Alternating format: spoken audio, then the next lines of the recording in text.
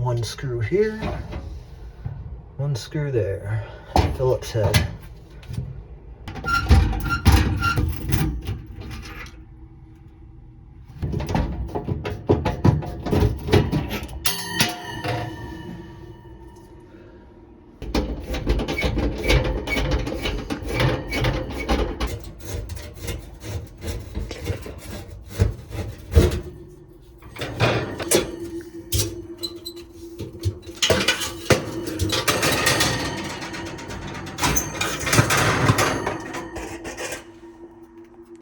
Here in the shop, all sorts of old appliance parts here.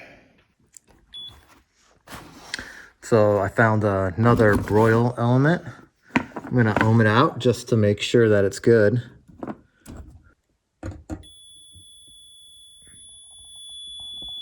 We've got 17 ohms.